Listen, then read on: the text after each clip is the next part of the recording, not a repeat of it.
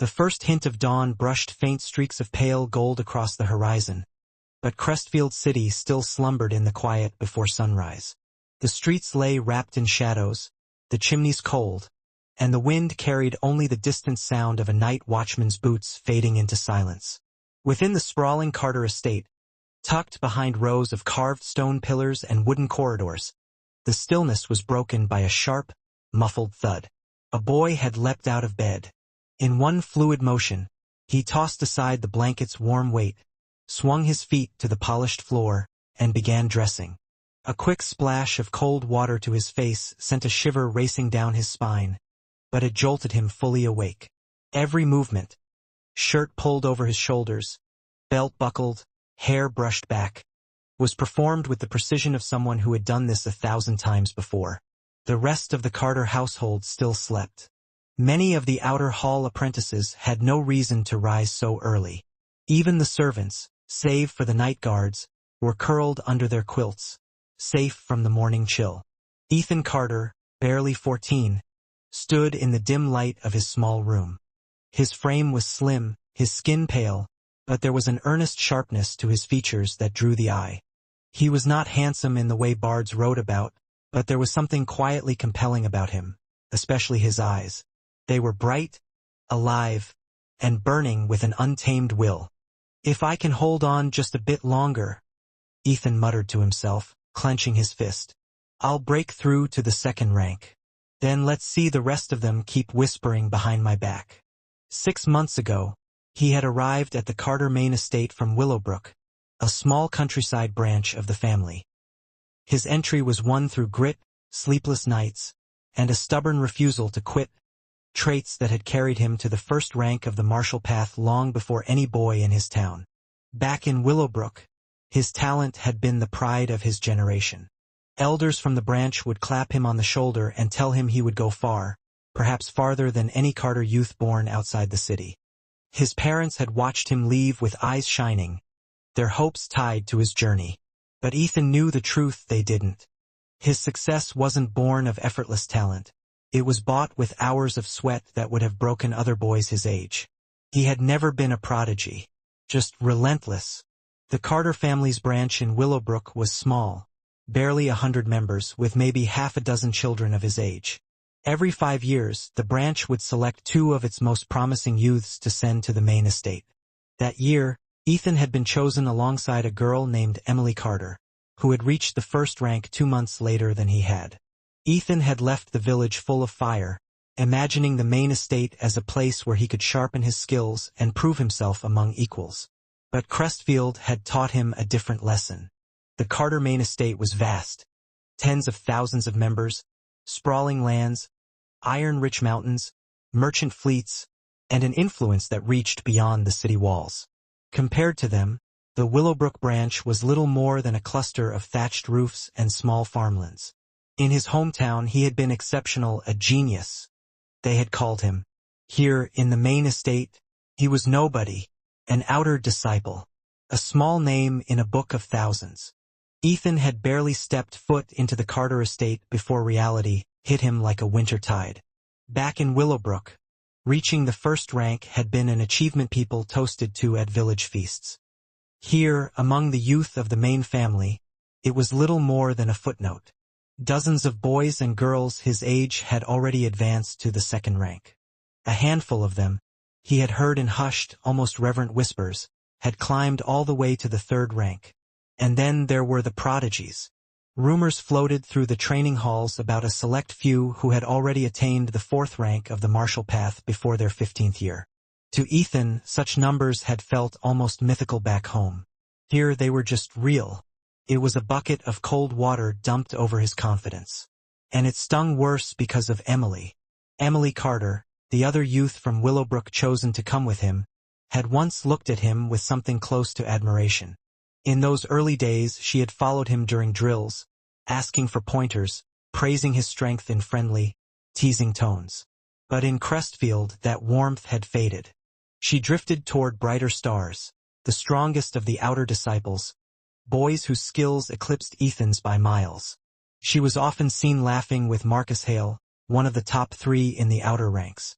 Ethan told himself it didn't matter, that he had no time for distractions back then, and certainly not now. He remembered how, in Willowbrook, he had been so focused on his training that he barely noticed the looks she gave him. Now, whatever that had been was gone. Still, her absence, and her new companions, had burned something sharp into his resolve. That night, under the flickering lantern light of his small quarters, he had made a vow. I will earn my place in the Carter family and in Crestfield itself. And until I do, I will never return to Willowbrook. The next morning, after his brief wash and dressing, Ethan tightened his belt and made for the Carter training grounds. By the time he arrived, the sky was lightening into a pale blue, and the training field stretched before him. A broad square of packed earth surrounded by wooden dummies, target posts, and racks of blunted weapons. The air smelled faintly of dust and sweat, and the faint clack of practice weapons drifted from one corner where an early pair sparred. Ethan ignored them and moved to an empty space. Dropping into a low horse stance, he inhaled deeply. The cold air seared his lungs. Then, ha! His fists drove forward, cutting through the air with a faint whistle. The flame hammer fist. It was one of the Carter family's oldest basic forms, a sequence of heavy, driving strikes meant to temper the body and fortify one's blood and chi. Among the city's martial styles it was humble, nothing flashy, no secret killing moves, but Ethan practiced it as though it were the key to his survival. His punches rolled from one into the next with a rhythm as steady as a drumbeat, each strike rooted in his legs, each breath synchronized with motion. In the wider world, martial techniques were graded basic, low, middle, high, and peak. Basic styles like this one were common starting points for young disciples, designed for endurance and foundation building rather than battlefield dominance. Still, Ethan knew his place. As a branch-born disciple without notable talent, he was unlikely to touch the higher-tier forms anytime soon. What he would do was perfect what he had. Sweat poured down his temples as his strikes quickened. The cold morning air was gone from his lungs, replaced by fire. His breath grew ragged, his muscles burned, but his eyes remained locked forward. Just a little longer. He had been standing on the edge of the second rank for weeks now, hovering at the peak of the first. That breakthrough still eluded him, but he would not stop pressing against that invisible wall. When his final strike landed with a dull thump against the empty air, he stayed in his stance, panting, his fists trembling slightly. His tunic was soaked through, his breath visible in the cool dawn. And yet, despite the ache, there was the faintest spark of satisfaction in his chest. Tomorrow he would do it again. And the day after that. Ethan's talent wasn't lacking. He had proven that much time and again. But the gap between him and the main family disciples was not just skill. It was the difference of resources. The Carters were wealthy beyond measure. Their coffers held rare elixirs and cultivation aids that accelerated their progress in the martial path, shortening years of effort into months. Some of the elite young disciples had used these precious resources to break through to the first rank before even turning 10, gaining an early advantage that was nearly impossible to overcome. Ethan, coming from a humble branch with limited means, had started the race far behind them. Half an hour later, the sun crept higher, burning away the morning mist and flooding the training grounds with warm light. The wide expanse of the practice field buzzed with energy as more and more Carter disciples arrived, their voices blending into a chorus of laughter, challenge, and occasional taunts. When some of the main family youths spotted Ethan, their smiles vanished. Their eyes narrowed, flicking disdainfully in his direction, as if his very presence was an insult. It wasn't personal. The main family disciples had long held a quiet, but palpable xenophobia toward the branch family youths.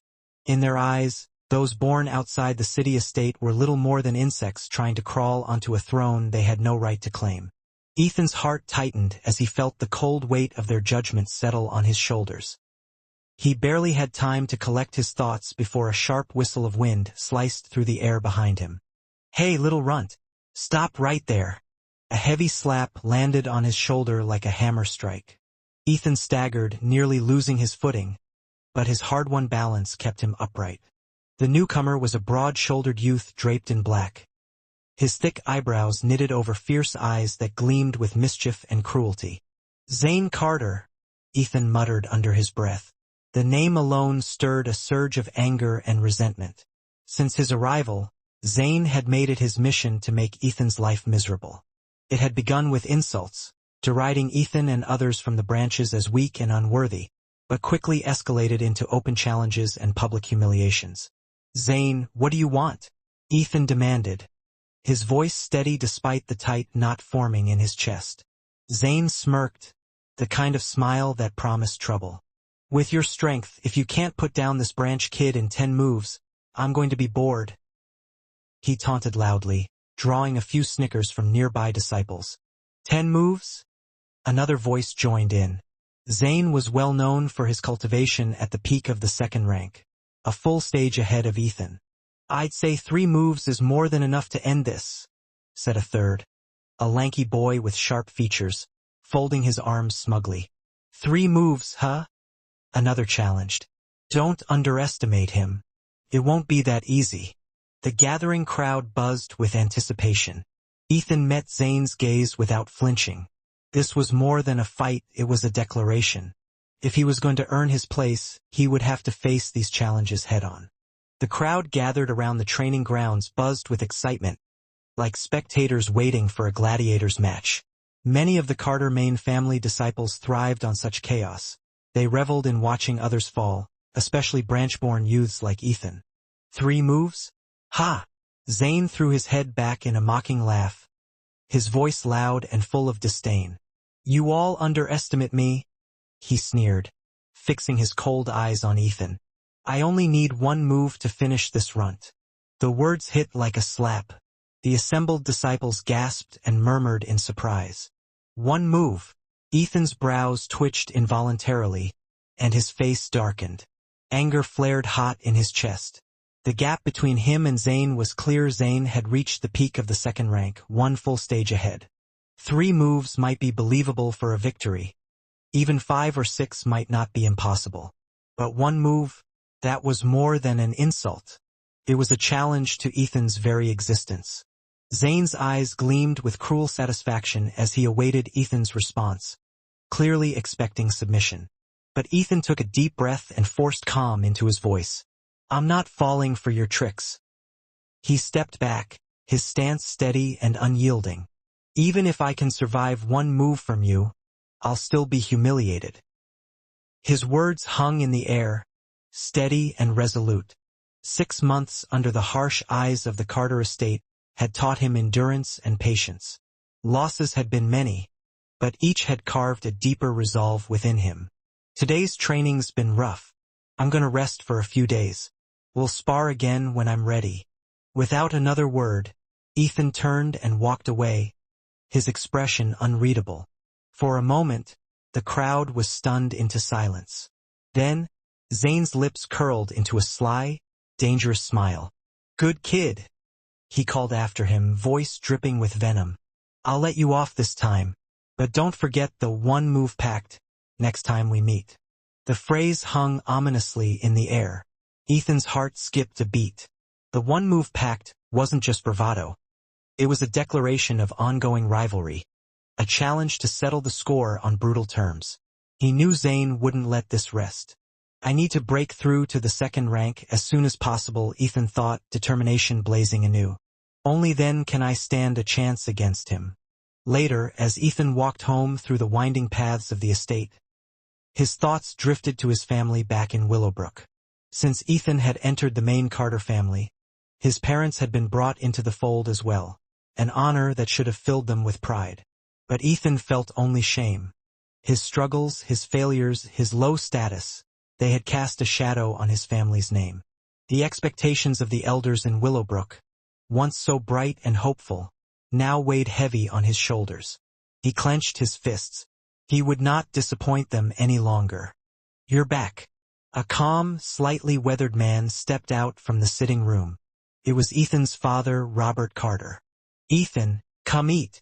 From the kitchen, his mother, Margaret, appeared, her face soft with motherly warmth as she carried a steaming plate. Every time Ethan returned home, the familiar smell of home-cooked food and the gentle care of his parents wrapped around him like a shield against the harshness outside. "Thank you, Mom. It's really delicious." Ethan's words came hurriedly, barely masking the exhaustion beneath. Throughout the meal, Robert and Margaret exchanged few words, their quiet demeanor weighed down by unspoken worries. "Father, Mother, you too? Is something wrong?" Ethan finally asked, catching the solemn expressions on their faces. They looked at one another and sighed deeply. "I should tell you," Robert began carefully. "Not long ago, the higher-ups of the Carter family sent a message." "The higher-ups?" Ethan frowned, puzzled. Robert's eyes darkened with gravity. "There's a new rule in the family. If a branch disciple cannot break through to the second rank of the martial path, they will lose the right to participate in the family martial meet. And if, before the age of 15, they fail to reach the third rank, they will be sent back to their original branch family." Ethan's heart hammered fiercely, his face drained of color. The family martial meet was more than just a contest. It was the ultimate proving ground for all young disciples. Ranking high meant generous rewards, recognition, and, most importantly, the chance to become an inner disciple, trained personally by the family elders. For an outer disciple like Ethan, it was the gateway to escaping obscurity. To lose the right to participate was to be cast aside, forgotten. And the thought of being sent back before 15? It was a sentence worse than failure itself. "No, this can't be." Ethan's voice trembled as his fists clenched tightly. He and his parents had sacrificed too much to return to Willowbrook disgraced. "This rule is specifically aimed at branch family disciples," Robert said quietly, the weight of the words pressing down on them all. The silence that followed was heavy, filled with the echo of Ethan's resolve hardening like steel. "I can't let this happen. I won't let this be my fate." Margaret's gentle face showed a flicker of concern mixed with frustration. "Father, Mother?" Ethan said, his voice trembling but resolute. "Don't worry. I will train harder than ever. Before the family martial meet, I will break through to the second rank." He clenched his fists tightly, determination burning in his eyes. Robert sighed, shaking his head slowly. "There are still 2 months until the meet, but registration closes a month before. Breaking through to the second rank in a month. It's not going to be easy." Ethan's expression darkened, like a shadow had settled deep in his chest. If he had the full 2 months, maybe, with enough effort, he could stand a 20 to 30% chance. But 1 month? He wasn't sure he had even that much hope. A heavy silence fell over the room. Margaret wiped a tear from the corner of her eye softly, her voice barely above a whisper. "Ethan, no matter what happens, we will always be proud of you. If it comes to it, we'll return to Willowbrook. As long as you live a peaceful life." Robert nodded, his tone gentle but firm. "That's right. Back in Willowbrook, you'll still be one of the top disciples. Better to be the head of a chicken than the tail of a phoenix." As parents, their greatest wish was for their son to live safe, even if ordinary. But Ethan shook his head violently. "No, I refuse to return to Willowbrook and live a mediocre life." He had sworn it. He would carve out his place in the Carter family, make a name for himself in Crestfield City. He dreamed of reaching the 9th rank, the very peak of the martial path, of exploring the world beyond these walls. How could he give up now? Tears threatened to spill from his eyes, but he swallowed them down with fierce resolve. With a roar that surprised even himself, Ethan stormed out of the house. "Ethan, don't be stubborn," his parents called after him in worried voices. Suddenly, the sky exploded with thunder, and heavy rain began to pour, drumming against the windows like the storm inside Ethan's heart. Ethan ran through the pouring rain, his chest heaving with each breath, the storm raging above mirroring the turmoil inside him. Lightning cracked the sky, jagged veins of white fire illuminating his face, which flickered between light and shadow. "Not good," he muttered, slowing just enough to glance upward. What he saw stole the breath from his lungs. The sky was tangled in an impossible web of lightning, far denser and more chaotic than anything he had ever witnessed. It crackled and pulsed, stretching in every direction like a living, breathing creature. Suddenly, something strange happened. A faint black light shimmered across the sky, cutting through the electric storm with ease. It moved like a dream, fluid, unnatural, and breathtakingly beautiful. No force of nature seemed able to stop it. Before Ethan could react, a strange sensation blossomed at his feet. His legs went numb. His hair and clothes instantly blackened and singed as if scorched by an invisible flame. The thunderous roar of the storm vanished, replaced by a deafening silence. Ethan's heart pounded wildly in his chest as he looked down. There, lying before him, was a small black orb, shaped like an eyeball, glowing with the same faint black light. It thumped steadily, as if it had a pulse of its own. And, somehow, the rhythm perfectly matched Ethan's heartbeat. A whisper echoed faintly in his mind. A calling, unfamiliar yet strangely familiar. Could this thing be alive? His breath caught. He tensed, eyes sharp and wary. Before he could react, the orb flashed, transforming into a shadow that shot forward with terrifying speed. Pierced into Ethan's left eye. A scream tore from his throat. Darkness swallowed him whole. "It's over. I'm blind." The world returned to Ethan in fragments. Cold, damp scent. The faint taste of iron on his tongue. And above all, pain. Not just any pain, this was sharp, deep, and alive.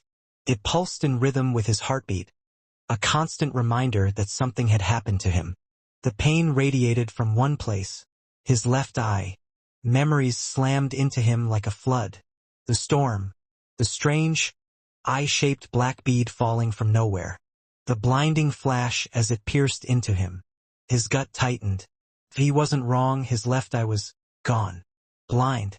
The thought clawed at him. In all the tales he'd heard, one-eyed warriors were painted as fierce and unstoppable, but reality was harsher. Most were broken men, scarred in body and soul. Ethan felt the despair creep in. And then thump, thump, thump, thump, a heartbeat, but not his own. The sound was faint yet steady, coming from the very place that hurt most. His damaged eye. He froze. It wasn't just sound, he could feel it. The pulse matched his own heartbeat perfectly, as though whatever had invaded his eye was alive, breathing in sync with him. It wasn't only strange, it was eerily familiar, like meeting someone whose presence you recognize without knowing why. Compelled, he focused everything on that sensation. And then whoosh! His consciousness was yanked from his body as though pulled through an unseen tunnel. A violent jolt rattled his mind, and the world around him vanished. He floated in a vast, empty void. No ground, no sky, no sound, except for the soft hum of something ancient. At the center of the darkness, a spiral hung suspended. It glowed with a deep cyan light, so dark it bordered on black, rotating slowly, endlessly. Though it appeared only a dozen feet wide, it felt infinite, as if it could swallow worlds. Ethan's breath caught. He didn't know how, but he knew this thing was old. Older than kingdoms. Older than the stars. Carried the weight of centuries, perhaps millennia. The spiral's slow rotation drew his mind in. His thoughts began to loosen, unravel, drifting toward it. He could stay here forever, just watching, letting time dissolve. Then eternity shatters, the ancient gods fall, and all becomes dust. The words boomed inside his skull, not through his ears. The voice was neither male nor female, but it carried the echo of ages, like a whisper from before the birth of the world. Ethan's skin prickled. His breath turned shallow. "Who's there?" His voice rang into the void, swallowed instantly by the dark. There was no figure, only the spiral still turning. So strange, a living soul, bound so perfectly to mine. Could this be fate? It wasn't speaking to him. It was musing aloud as though unaware, or perhaps uncaring, that he could hear. Ethan's jaw tightened. Fear burned away under the spark of defiance. "Show yourself. Stop hiding in the shadows." The silence that followed pressed against him like the weight of an oncoming storm. And deep within the spiral, something shifted. "Inherit the supreme power of my eye's bloodline. Rule the ages. Bend time itself to your will. Fortunate one, do not disappoint me." In the vast, black void, a will that seemed to look down upon the entire universe surged forth, immense, ancient, and unfathomable, before slowly fading into silence. And then, everything returned to stillness. Huff! Ethan exhaled sharply, his tense chest finally loosening. But before he could process what he'd heard, a sudden, searing pain lanced through his left eye. Reality returned. The golden sunlight spilled across the wooden floor of his small room, its warmth in stark contrast to the storm he had endured. "Ah, my eye!" Ethan cried out, clutching his left eye as a wave of pain tore through him. He was no longer lying in the rain. The bed beneath him was familiar. His walls, his shelves, the old desk, all in their place. Yet faint scorch marks still marred his arms and shirt, a grim reminder of the lightning strike. The pain was blinding, sharp enough to force beads of sweat down his face as he rolled on the bed, his voice hoarse from gritting his teeth. But slowly, the agony ebbed. Panting, Ethan loosened his trembling fingers from his left eye. Fear twisted in his gut. What if he could no longer see? He cracked his eyelid open, bracing himself for darkness. But instead, a flood of light crashed into his vision. The piercing brilliance made him wince, but it was light nonetheless. His left eye still worked. He exhaled, relief surging through him. And then, the world shifted. Every object, every beam of sunlight, every shadow now blazed with color, richer, deeper, almost alive. In his left eye's vision, he could see the air itself. Tiny motes of dust dancing, faint curls of water vapor twisting lazily in the light. Details no human eye should ever perceive now stood out in crystal clarity. When he focused, he could pick out the ants trailing along a tree branch more than 100 meters away, the fine veins in a leaf quivering in the breeze, even the hairline cracks in the glass of his own window. What happened to me?" Ethan whispered, his voice caught between disbelief and awe. It was undeniable. His left eye was no longer ordinary. It was sharper, stronger, at least 10 times more powerful than before. He reached for the small mirror on his desk, raising it slowly. The reflection staring back at him showed the same face, the same shape and size of his left eye, no strange marks, no glow. On the surface, nothing had changed. But Ethan knew the truth. Something had been awakened. The only noticeable difference was that the center of Ethan's left eye was darker, deeper, almost like it could pull you in if you stared too long. And when he focused fully, the surface of the eyeball shimmered with a faint emerald glow. It wasn't obvious to the casual glance, but Ethan's pulse quickened. Could it be that strange eye has actually fused with mine? A mix of exhilaration and unease churned inside him. After a long pause, he took a steadying breath and stepped out of his room. "Ethan, you've been unconscious for a whole day and night. You scared me half to death," his mother said, tears welling up as she rushed over. "I'm fine, Mom. Maybe it was a blessing in disguise," Ethan replied with a faint grin. But then his expression shifted. "Wait, you said I was out for an entire day and night?" "Yes," she nodded quickly. "That lightning strike, afterward, the healer checked you and said you were only temporarily unconscious." Her voice trembled as she wiped at her tears, the fear in her eyes still fresh. Before Ethan could respond, his stomach growled loud enough to answer for him. Now that he noticed he was both starving and parched. "Come, I'll make you something to eat," his mother said, bustling into the kitchen.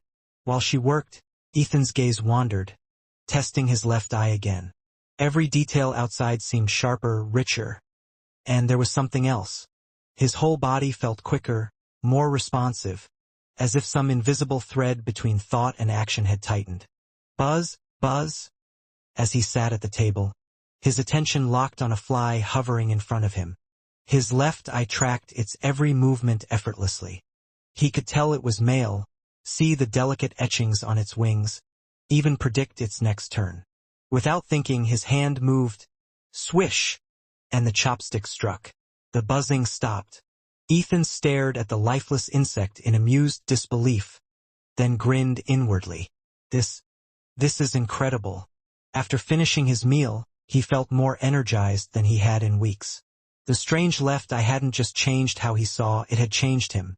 Driven by a sudden restlessness, Ethan walked toward the martial training field. Something deep in his bones told him this new power could alter the course of his life forever. The warmth from Ethan's mutated left eye pulsed again, a steady thump echoing faintly in his head. He didn't know it yet, but as the mysterious eye merged with his body, his bloodline itself was quietly transforming. Training grounds as usual, Ethan made his way to the clan's martial arts field, ready to run through his foundational combat drills. Ha ha ha! Ethan, you actually showed up. I thought you'd crawl under a rock after yesterday. A harsh, mocking laugh rang out from across the field. Damn it! Ethan froze for a moment, his gaze landing on the broad-shouldered, sharp-eyed figure of Zane, striding toward him like a predator. Only then did yesterday's one-move duel come back to him. Zane had challenged him publicly, claiming he could defeat Ethan with a single strike. The mocking tone drew attention. One by one, clan disciples began gathering around, forming a loose circle. Looks like there's no way out of this, Ethan thought, exhaling slowly before walking forward to face him.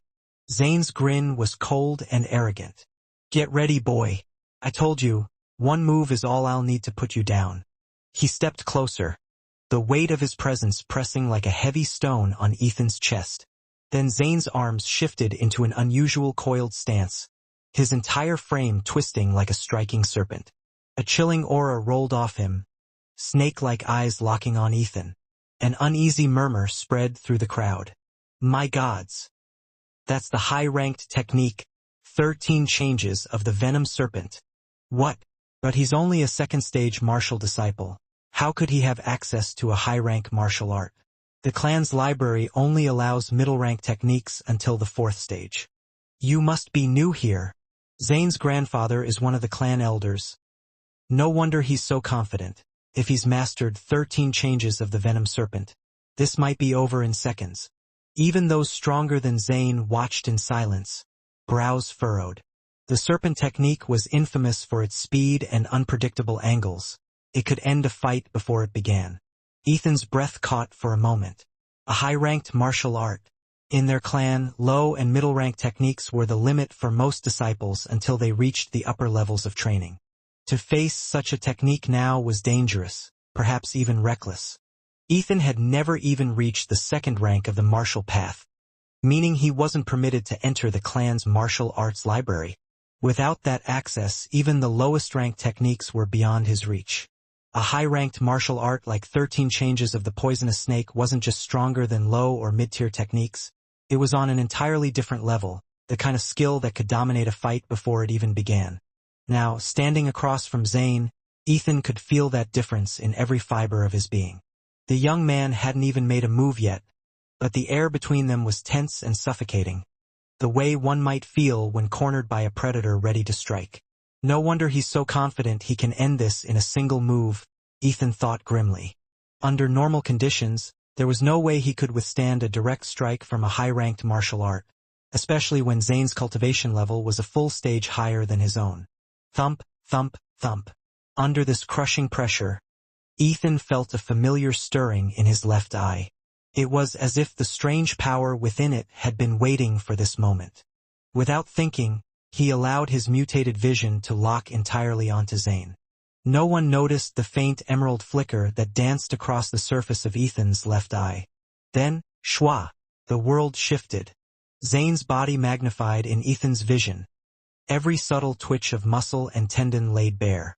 He could track the rhythm of his opponent's breathing, the pulse in his neck, the smallest shifts in weight on his feet.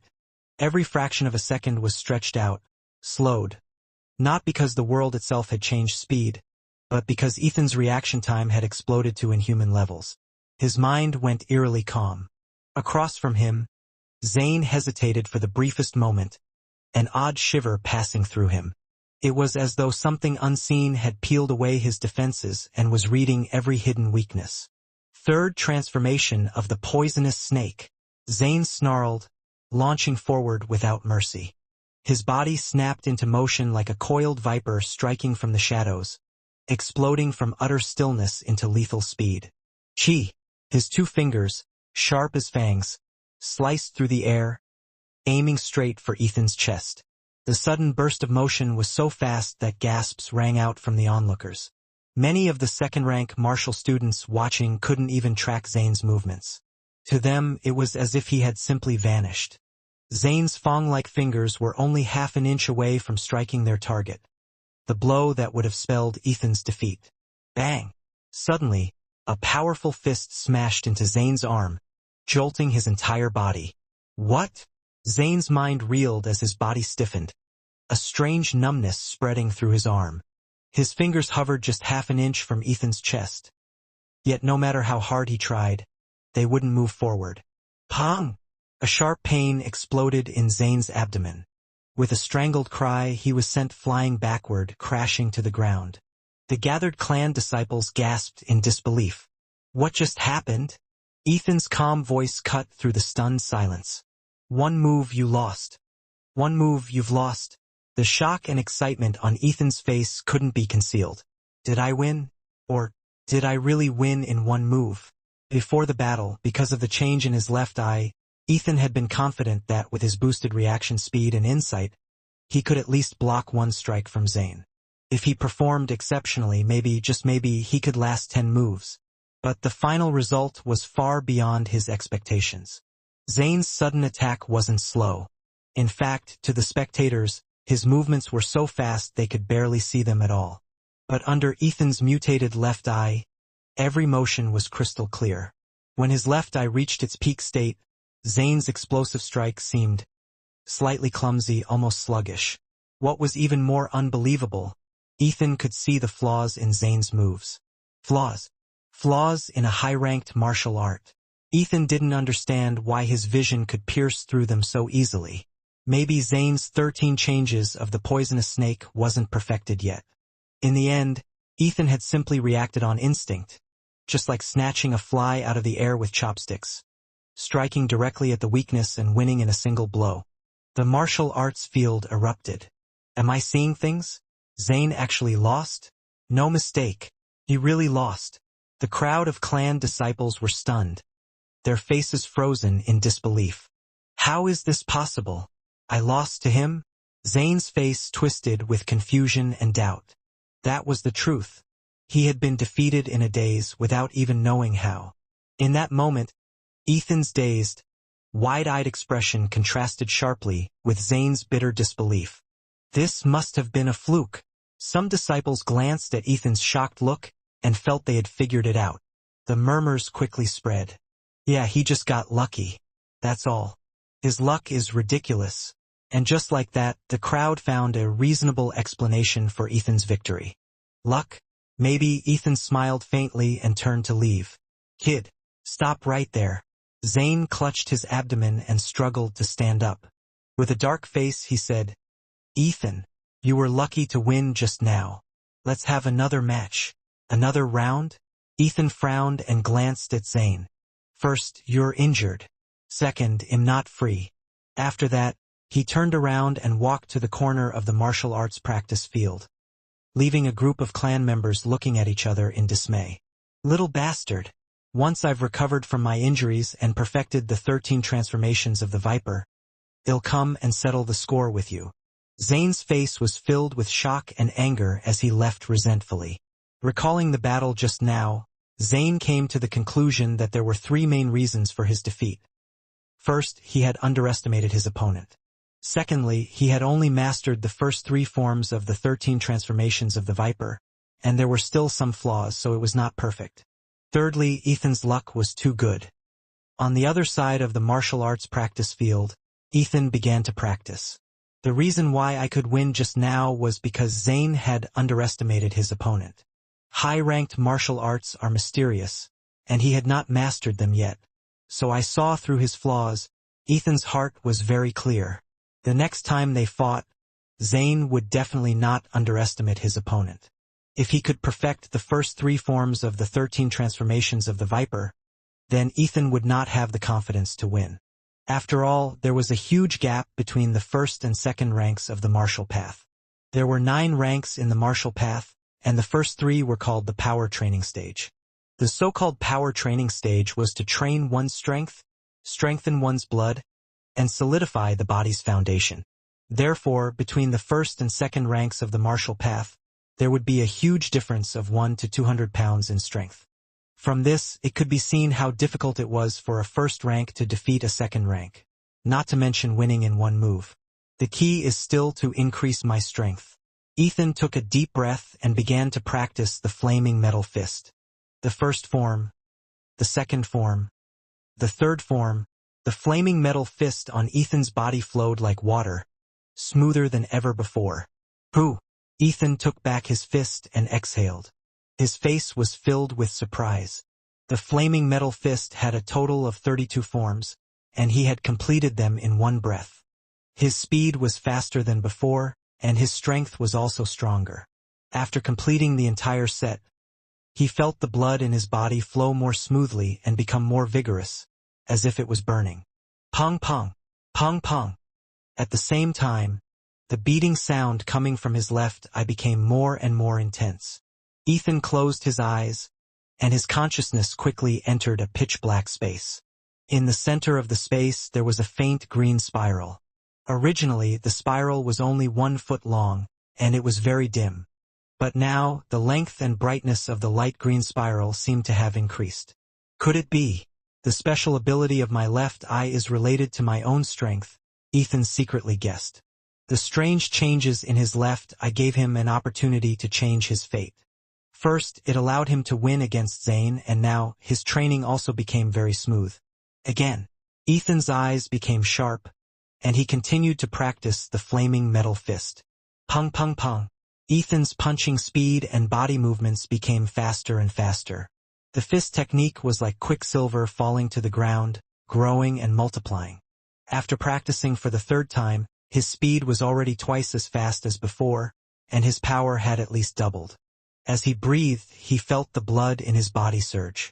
The parts of his body that he normally couldn't train were now being refined. With this speed, I should be able to break through to the 2nd rank of the martial path in the next few days. Ethan could clearly feel his improvement. After practicing all the way until evening, Ethan wiped his sweat and returned home. After returning home, he was still thinking about the changes in his left eye. Continue the godly power of my bloodline. Rule the world. Control the world. Lucky youngster, don't let me down. He remembered the voice that sounded in the dark space when he was unconscious. Ethan guessed. This eye most likely came from an ancient godlike existence, and by chance it fused with his left eye. Even at night, when he opened his eyes, he could clearly see the objects outside. That dark night had almost no effect on Ethan's vision. His eyes could even clearly see the birds flying in the sky a few miles away. Lying on his bed at night, Ethan felt his left eye twitch, releasing a trace of warmth that merged into his blood and into the depths of his body. In this strange feeling, Ethan slowly fell asleep. The next morning, Ethan woke up early, stretched his limbs, and practiced in the narrow courtyard. This courtyard is too old, and the environment is terrible. When I become stronger, I will definitely move my parents into a spacious courtyard. Ethan thought to himself. Very quickly, he started to practice the 32 moves of the flaming metal fist. Bang! His fists whistled through the air, vibrating violently with shocking power. Just as Ethan threw out a few punches, he felt that something was wrong. In between breaths, the blood in his body surged, and each punch had at least 400 to 500 pounds of power. Ethan was slightly surprised. His fists were like 2 balls of fire, whistling through the air. Bang, kacha! A fist smashed into the tree in front of him, and a branch as thick as a fist was instantly broken into several pieces. No, this is definitely not the power of the 1st rank of the martial path, could it be? Ethan's heart skipped a beat. In order to verify his guess, he took a deep breath, gathered all his strength, circulated his blood, and fiercely stomped on the ground. Boom! The ground shook, and the soil cracked, causing Ethan's foot to sink half an inch into the ground. His face was filled with joy, and he struck a large stone in front of him, which instantly shattered into pieces. This kind of power was not something that a first rank of the martial path could achieve. Second rank of the martial path. I actually broke through to the second rank of the martial path. Ethan was overjoyed, and he closed his eyes, feeling the stronger blood in his body. He originally thought that it would take 1 or 2 days to break through to the second rank of the martial path, but who would have thought that after sleeping for a night, he would naturally break through. Merging his consciousness into his left eye, Ethan found that the faint green light in the dark space had extended from 1 foot 8'9" to 2 feet. He could faintly feel that his energy was stronger than before, and there were other indescribable changes. Now that I've reached the second rank of the martial path, I'm no longer at the bottom of my peers in the Carter clan, Ethan Carter thought, a determined glint in his eyes. This also means I have the right to participate in the upcoming clan martial meet. The martial path was divided into 9 distinct ranks, each one harder to ascend than the last. The first 3 ranks were known as the power training rank, the stage of martial disciples who trained their bodies and strengthened their blood and chi. This stage was all about laying a strong foundation, because without a solid base, higher realms would crumble like sandcastles under the tide. Although martial disciples were the entry level of cultivation, they were far from ordinary. At the peak of the 3rd rank, one's raw strength could reach 700 to 800 pounds, and those born with exceptional physiques could exceed 1,000 pounds, enough to tear apart tigers or shatter stones with their bare hands. Now that Ethan had stepped into the 2nd rank, his strength was already between 400 to 500 pounds. For an ordinary person, that was an unthinkable amount of power.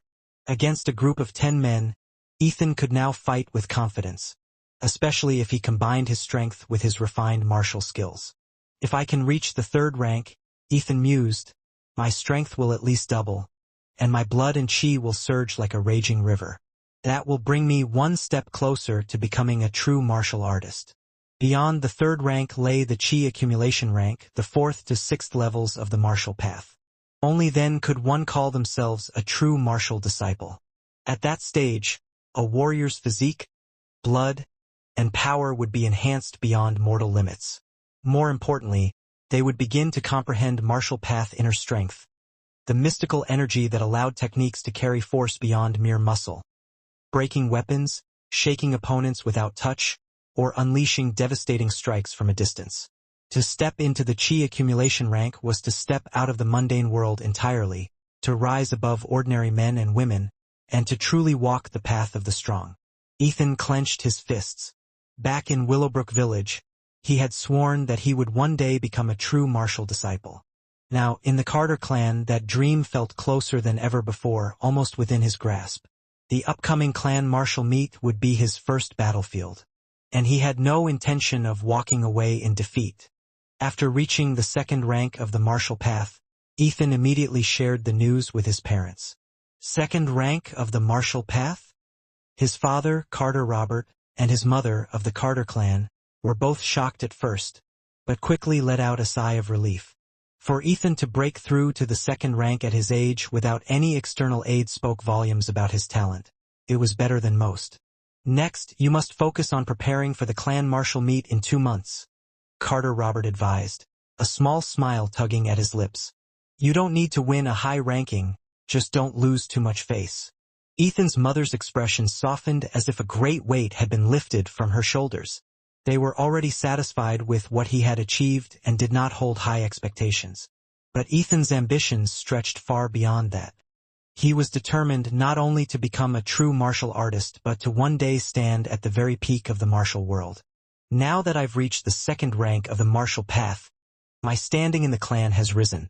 I can finally enter the 1st floor of the martial arts library. The Carter clan's martial arts library housed countless cultivation techniques and manuals, treasures for any aspiring martial artist. With that thought, Ethan immediately made his way toward the martial arts pavilion. Brother Ethan, a young girl's voice rang out, warm with familiarity and tinged with a softness he hadn't heard in a long time. Ethan froze mid-step. From the path ahead, a young man and woman approached. Both were in their early teens. The boy wore royal purple, his eyebrows sharp and his posture even sharper. A cold, piercing aura radiated from him, and Ethan could sense his cultivation, already at the peak of the third rank of the martial path. The surrounding clan disciples lowered their voices in awe. That's Carter Austin, the third-ranked disciple among the clan's outer disciples. Whispers echoed around them, tinged with both fear and respect. Beside Carter Austin stood a young girl dressed in a pure snow-white robe. She looked to be around 13 or 14, her delicate features already showing the promise of beauty. "Sister Emily," Ethan greeted, his lips curving into a faintly mocking smile. The girl was Carter Emily, the same one who had followed him from Willowbrook Village into the Carter clan half a year ago. Back in Willowbrook, she had admired and adored him. But once they entered the clan, they drifted apart until they had become little more than strangers. After Emily entered the Carter clan, she quickly leveraged her natural beauty and grace to rise through the ranks. Within just a few months, she had caught the attention of Austin, the third-ranked disciple among the clan's outer members. Under his guidance and with her own determination, Emily had already stepped into the second rank of the martial path half a month ago, a feat that earned her admiration from many, though whispers of her ambition followed her wherever she went. At this moment, Emily stood beside Austin, speaking softly as if discussing something private. Austin's tall, imposing figure was straight as a spear, and his sharp eyes seemed to sweep over the training grounds with an air of ownership. His very presence pressed down on those nearby, making them instinctively lower their gazes. "All right," Austin replied to Emily in his usual curt tone. "But don't take too long." His voice was indifferent, and without even glancing at Ethan, he stepped slightly aside, as though the young man before him wasn't worth the effort of acknowledgement. Emily moved forward, her white robe swaying slightly as she approached Ethan. Stopping just a few paces away, she looked up at him. Her eyes held a mixture of emotions: nostalgia, pity, and a faint disappointment that she couldn't quite hide. "Ethan," she began softly, "you finally reached the second rank of the martial path. I'm glad for you.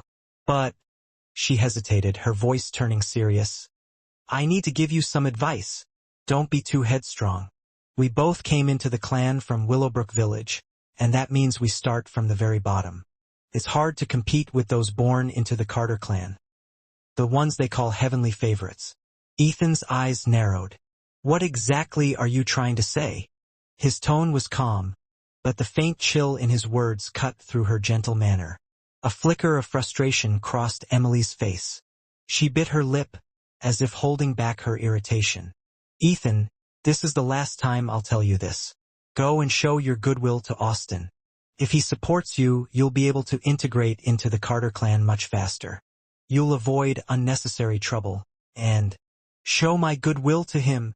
Ethan's lips curled into a faint, cold smile. "In my life, I have never bowed my head to anyone." He remembered clearly, Austin's nature was proud to the point of arrogance, and every time their paths crossed, the man had looked at him as though he were nothing more than an insect underfoot. Seeing the iron will in Ethan's eyes, Emily sighed inwardly. She had known him since they were children in Willowbrook Village. She knew his pride was carved into his bones. He would rather shatter than bend. She turned back and returned to Austin's side, whispering something too low for anyone else to hear. "Humph, ungrateful trash," Austin said suddenly, his voice carrying enough for Ethan to catch every word. His cold tone was laced with contempt. "Trash?" Ethan's brows twitched, a spark of irritation flashing in his gaze. Perhaps noticing Ethan's displeasure, Austin paused and smirked faintly. "I hear you were a so-called genius back in Willowbrook Village. But here, in the Carter clan, you're nothing but a clown. At the clan martial meet, I'll defeat you with a single move." Ethan's cold smile widened ever so slightly. "Good," he said simply.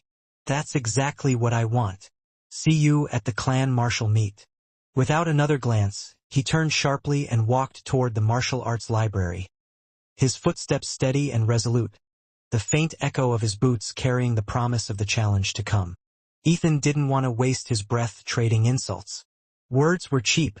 In 2 months, the clan's martial meet would arrive, and when that day came, strength and strength alone would decide who stood tall. As Emily watched Ethan's figure disappear into the distance, Her beautiful eyes flickered with a complex light. For a brief moment, she felt a strange sense of unfamiliarity toward him. A subtle change in the way he carried himself. It was an intuition she couldn't explain, yet it unsettled her. He really thinks too highly of himself? Austin sneered beside her, his tone dripping with arrogance. To him, Ethan wasn't even worth the effort of being called a rival.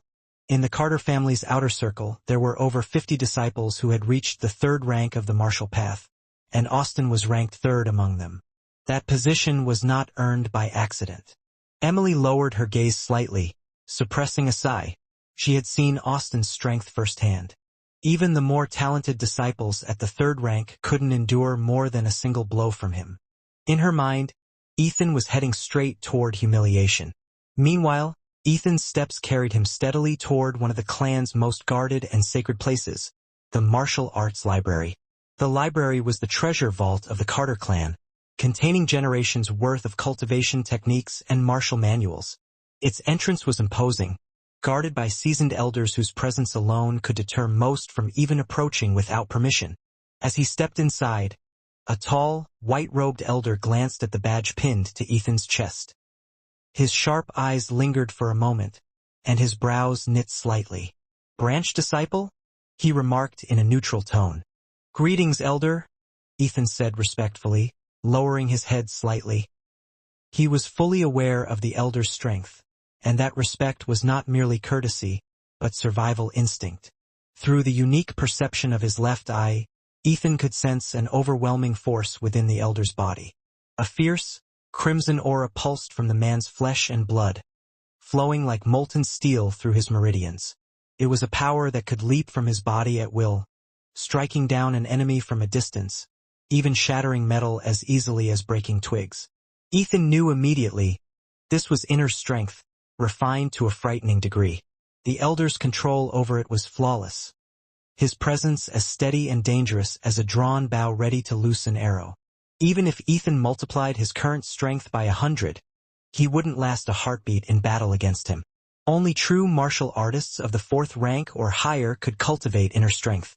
Martial disciples like Ethan or Zane Carter, for that matter, were far from reaching that level. Taking a deep breath, Ethan stepped forward. "Elder, I wish to enter the second floor, Moonstone Pavilion," he stated clearly. The white-robed elder studied him for a moment before speaking. "It's not bad for you to have reached the second rank of the martial path at the age of 14, he said, his voice calm yet carrying weight. "However, before becoming an inner disciple, both branch disciples and main disciples are subject to different privileges when entering the martial arts library." Hearing this, Ethan was briefly taken aback. Then, remembering the new rules recently imposed by the Carter clan, he understood perfectly. "Elder, please speak." Ethan understood that before he had absolute strength, he had no right to bargain. His tone was steady, but deep down, he knew the rules of the Carter clan were never in his favor. The white-robed elder said expressionlessly, his voice carrying the weight of authority. "Disciples of the second rank of the martial path may only enter the first floor of the martial arts library. On the first floor, there are many low-ranked martial arts, and a few middle-ranked ones. The main clan disciples can choose at most 2 middle-ranked martial arts or 4 low-ranked martial arts and take them out to practice for 2 months. As for branch clan disciples, they may choose only 1 middle-ranked martial art or 2 low-ranked martial arts, and their training time is limited to 1 month. Hearing the rules, Ethan's brows tensed for a brief moment. He took a slow breath and forced himself to remain calm. "I understand," he said. The disparity was sharp and undeniable. Whether it was the number of martial arts available or the time to train, branch disciples like him were placed at a clear disadvantage. The main clan's resources were nearly 3 times as abundant. It was a gap that could crush the ambitions of anyone who wasn't determined enough to fight against it. "Good," the elder replied curtly, his eyes unmoving. "You may enter now. Your training selection time is half an hour. Choose wisely." With a respectful nod, Ethan stepped past the threshold. The air inside the Moonstone Pavilion was cool and heavy with the scent of ancient parchment and oiled weapon racks. Rows upon rows of shelves stretched into the distance, each filled with tightly bound scrolls and thick manuals. Faint runes glowed on some of the shelves, sealing away the more powerful techniques from unworthy hands. For years, Ethan had dreamed of this moment, of walking through these quiet aisles, surrounded by the knowledge and skills of generations of warriors. He knew his time was short, but his left eye shimmered faintly as he scanned the shelves, absorbing every symbol, every title, every subtle aura coming from the martial techniques. This was the place where futures were forged or broken, and Ethan had no intention of leaving with anything less than the very best he could claim. The martial arts library was one of the most sacred and heavily guarded places in the Carter clan. Within its ancient walls lay the lifeblood of the clan's legacy, martial arts manuals collected, refined, and passed down for generations. These were not just techniques. They were the foundation that ensured the Carter clan's strength would never fade. In the world of martial cultivation, the number and quality of martial arts a clan possessed directly reflected its standing and influence. A wealthy merchant might measure worth in gold and silver, but a great clan measured it in the sharpness of its blades and the depth of its secret techniques.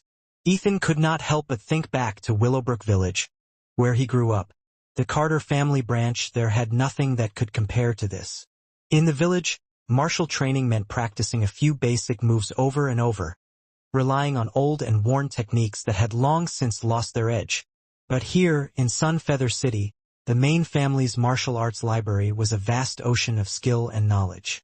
The library itself was divided into 3 levels, each more prestigious and restricted than the last. The first level housed countless martial arts manuals, most of them low-ranked, though a few precious middle-ranked ones were scattered among them like hidden gems. The second level, known as the Moonstone Pavilion, held the very essence of the Carter clan's martial heritage, high-ranked techniques that could shake the battlefield, and even a few legendary top-ranked arts whispered about with awe. However, only those who had reached the 4th rank of the martial path could step foot there. The third level was shrouded in mystery. No ordinary disciple had ever set eyes upon it, and even among the elders, few knew what treasures it contained. To Ethan, it might as well have been a place out of myth. For now, Ethan's goal was far humbler, but no less important. Even the first floor offered a chance to change his fate. Until now, he had no family backing, no extraordinary talent to lean on. The flaming metal fist he practiced was little more than a basic foundational art, solid, but crude, and hopelessly outclassed by even the weakest low-ranked techniques. But now, having broken through to the 2nd rank of the martial path, he finally had the right to enter the 1st level and claim a martial art for himself. This was his moment to change everything. The Carter clan truly is one of the 3 great families of Sunfeather City, Ethan murmured to himself as he stepped past the threshold. The quiet air of the library seemed to hum with the weight of countless generations of warriors. Inside, several Carter clan disciples were already moving between shelves, eyes scanning spines, hands hovering as if afraid to touch the manuals without certainty. Everyone was racing against time. The rules were strict. Each visitor had only half an hour inside. Every heartbeat mattered. Ethan clenched his fists, reminding himself of his goal. Half an hour to choose either 1 middle-ranked martial art or 2 low-ranked ones. That was all the time and choice he was granted as a branch disciple. His gaze swept across the rows upon rows of wooden shelves, each lined with neat stacks of manuals half an inch thick, their titles written in elegant calligraphy. There were thousands of them, an overwhelming ocean of possibility. Choosing just 1 or 2 felt like searching for a single shining pearl at the bottom of a vast sea. Crushing stone palm, angry dragon fist, willow leaf picking star sword, heavenly wind wish steps. Ethan read aloud softly as his fingers brushed against the bindings. Every name promised strength, but which would be his key to rising above his limitations? He took a deep breath. Time was ticking. Whoosh, whoosh. Ethan moved swiftly between the rows of shelves, his fingers brushing over the neatly stacked martial arts manuals. He quickly flipped open the first pages. He knew each manual's opening contained a concise summary of its essence. Hurricane blade. A blade technique as swift as the wind, carrying momentum like thunder, designed to overwhelm opponents with sheer speed. Requirement: First rank of the martial path. Difficulty, average. Martial arts level, low. Angry Dragon Fist. A powerful fist technique that greatly increases the strength of the cultivator's chi and blood, capable of instantly condensing that force to unleash an explosive strike, suppressing opponents with sheer dominance. Requirement, second rank of the martial path. Difficulty, high. Martial arts level, peak intermediate. Heavenly Wind Rui Steps. An elusive close combat footwork art, using unpredictable movement to dodge and counter. When mastered, the user can face several martial artists of the same level without defeat. Requirement, first rank of the martial path, but requires sharp comprehension. Martial arts level, intermediate. Iron Star Sand. A horizontal body tempering cultivation method that reinforces the body's defenses. At full activation, it can shrug off blows from cultivators of the same level. When pushed to its limits, the practitioner's flesh can even withstand blades. Requirement, second rank of the martial path.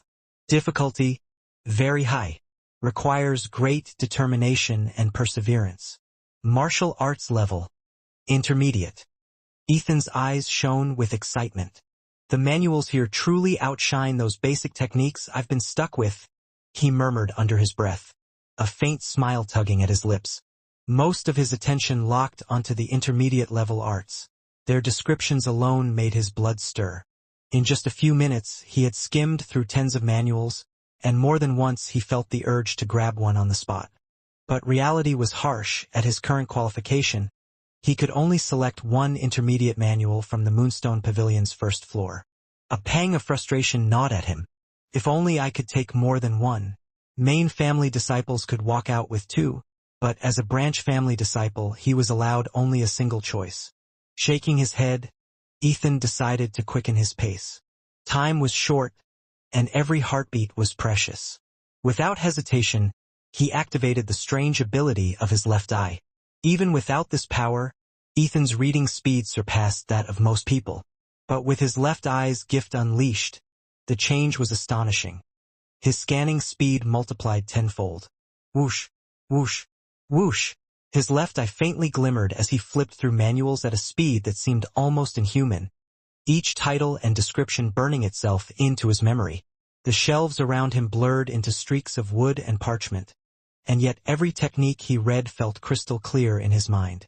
He only needed to glance at each martial arts manual for the text and diagrams to imprint themselves perfectly in his mind. After flipping through dozens of manuals, Ethan had already committed every single one to memory, carefully weighing their strengths and weaknesses against each other. By the time he reached the 50th manual, a strange realization struck him. Something's different. Ethan's hand, which had been rapidly flipping through pages, suddenly froze mid-motion. He closed his eyes for a moment, and in the darkness of his mind, page after page of summaries unfolded in perfect clarity. Every single word, every brushstroke of the illustrations, exactly as he had seen them earlier. Ethan's heart trembled in disbelief, but that shock was quickly replaced by pure, unrestrained joy. Ever since the fusion with his left eye's mysterious power, Ethan's memory had become something beyond human. It wasn't just good memory, it was flawless. As long as he focused and activated his left eye, every detail he saw would be carved into his mind like words etched in stone. Impossible to forget. He realized, with a sudden rush of excitement, that he now possessed the legendary photographic memory, a talent whispered about in stories across the green flower continent. Many had heard of geniuses who could recall knowledge at will, but those people could usually only retain 80 to 90% of what they read in a single glance. Ethan's gift was something greater. For him, the content seen through his left eye wasn't just remembered. It was sealed into his mind for life, down to the smallest curve of a brushstroke. And with this ability, the rules of Willowbrook Village's martial arts library no longer applied to him. Officially, he was only allowed to take one intermediate-level martial arts manual out of the building. Unofficially, he could now carry dozens of them away, every stance, every technique, without moving a single book from its shelf. "Quick! Faster!" he muttered under his breath, his eyes burning with a mix of greed and determination. He opened one of the manuals he had marked earlier and began to scan its pages with the speed of a storm. Swish, swish, swish. Every line of text, every diagram of posture and blade arc, sank into his mind instantly. A manual of tens of pages was completely memorized in less than 20 breaths. A small, victorious smile tugged at his lips. Ha ha ha! Photographic memory. This is incredible. With renewed vigor, Ethan began moving through the shelves like a shadow, pulling out manuals at a near-frantic pace, scanning and storing them faster than any ordinary person could comprehend. His speed was so unnerving that it drew the attention of the other clan disciples in the Moonstone Pavilion's first floor. One of them stopped mid-selection, staring in disbelief. Is this guy insane? Maybe it's because it's his first time in the second floor of the Moonstone Pavilion, and he's too excited. The disciples noticed Ethan's rapid and relentless flipping of manuals and were slightly shocked, shaking their heads in disbelief. Time passed quickly. 3/4 of the hour had already slipped away. Who? Ethan let out a long breath. His mind felt weary, yet his eyes still sparkled with excitement. Up until now, he had already stolen over 100 martial arts manuals from the martial arts library. All of them were intermediate-level techniques: fist arts, palm arts, sword techniques, breathing methods, light footwork, defensive body training, and more. But the constant use of his left eye had greatly drained his mental energy, and he could feel the strain setting in. Next, he strolled slowly around the first floor of the martial arts library, letting his powerful left eye scan every corner with precision. Then, suddenly, his gaze locked onto an old, moldy martial arts manual tucked away in an unassuming spot. What caught his attention wasn't its placement, but its material. It was different from any ordinary manual. He reached out and picked it up, brushing away the dust. On the cover, 3 words were written: Lightly Floating Fairy. Flipping to the first page, Ethan began to read. Lightly Floating Fairy. High-class martial arts. Allows the cultivator to be as light as a swallow, walk on snow without leaving a trace, and glide across rivers. When cultivated to a high level, the practitioner can generate force multiple times in mid-air and even achieve short bursts of flight. Requires one to be at the second rank of the martial path. Extremely difficult to master. Combined with inner strength, the power becomes even greater. When trained to perfection, no one under the 7th rank of the martial path can match the cultivator's speed. Ethan's eyes gleamed. At first, he thought it was just another advanced technique, but the phrase's second life in the air and combined with inner strength changed everything. Second life in the air alone already placed it beyond most intermediate techniques, and even many high-ranked ones. Combined with inner strength meant the skill could be used by martial artists at the 4th rank and above, unlocking even greater potential. But the most staggering claim was in its final line. When trained to perfection, no one under the 7th rank will be able to match your speed. How arrogant! Ethan muttered under his breath.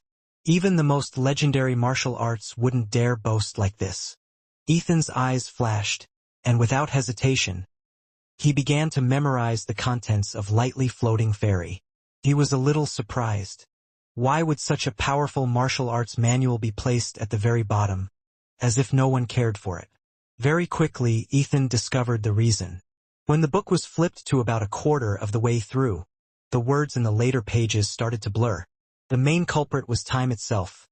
Years of dust, dirt, and mold had stained the pages, rendering much of the text unreadable.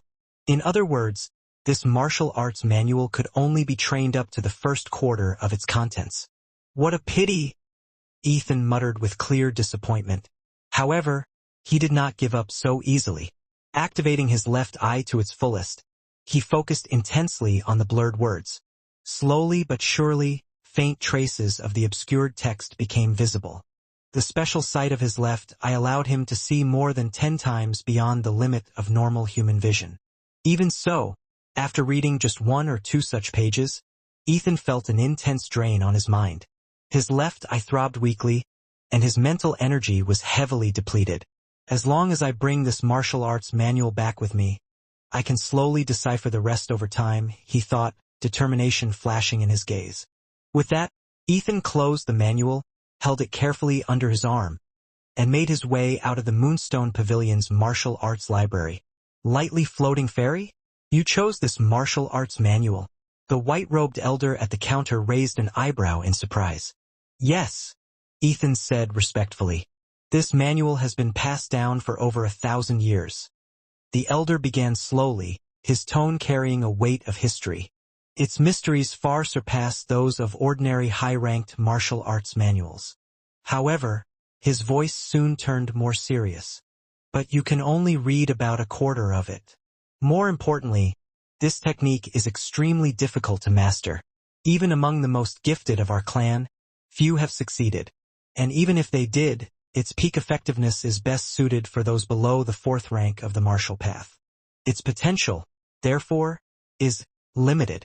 Finally, the elder gave his warning. I advise you to choose another. Do not waste too much of your energy on it, or you may never break through the 4th rank of the martial path and become a true martial artist. Ethan bowed his head slightly in gratitude. Thank you for your advice, elder, but I have already made my decision. His voice was calm but firm, his eyes unwavering. As Ethan left, the elder shook his head and sighed to himself. Youngsters these days, always biting off more than they can chew.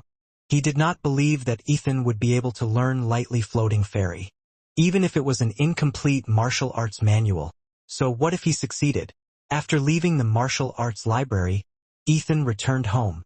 Sitting on his bed, he closed his eyes, and the contents of over 100 martial arts manuals quickly appeared in his mind.